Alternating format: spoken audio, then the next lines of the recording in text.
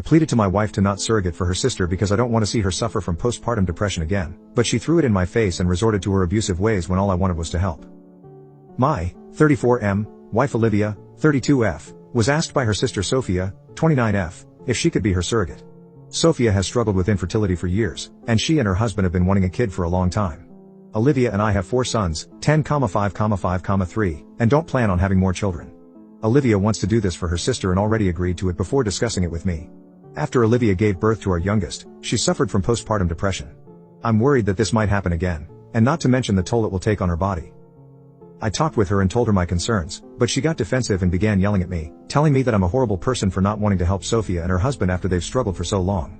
I told her that I wanted them to be able to have a kid, but there were other options that didn't involve her. She shouted some more and stormed out of the house and didn't come back until the morning. I messaged Sophia's husband, Dean, as he and I get along really well. I told him how I felt about the situation, and he completely understood and told me he'd talk to Sophia. He messaged me later that night and told me that he had tried to change Sophia's mind, but she wouldn't listen. When Olivia came home from work that night, she stormed up to me and slapped me. She told me that Sophia said Dean didn't want to follow through with the surrogacy because of me, and Sophia was really upset about it.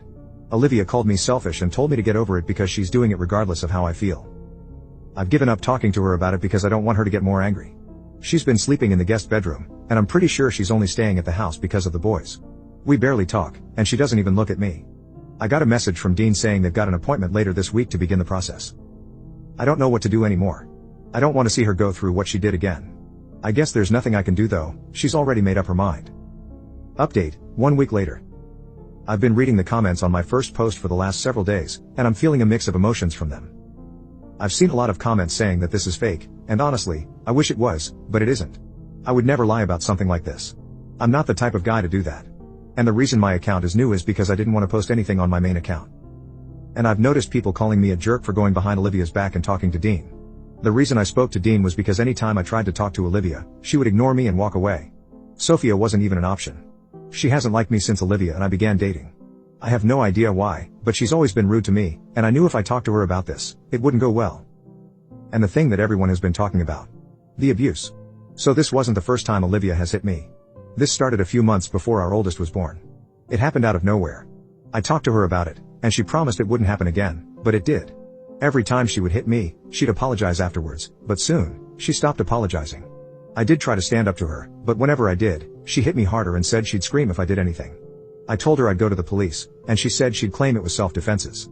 She then began to mock me by saying that no one would ever believe me, and they'd all side with her, and I'd never see my boys again. It just got worse as the years passed. I know a lot of people will call me weak and that I need to grow a pair, but I was terrified. I didn't want to lose my kids. They mean everything to me. And if I had to put up with the abuse to be with them, then I would. Olivia has never touched the boys. I asked her one time if she had, and let's just say that didn't end well. I've checked them for marks and have seen nothing. And the boys are hardly out of my sight, and I haven't seen anything amiss. She has also never hit me in front of them. She always does it when they're not around. My 2 older brothers, Sam and Jack, figured out what was happening and begged me to go to the police, but I couldn't.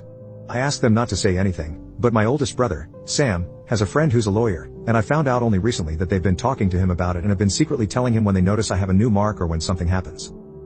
Back to the main problem, though. I hadn't seen Olivia for almost 2 days, and when she came back, I asked if we could talk. The boys were with Jack for the day, so they weren't in the house.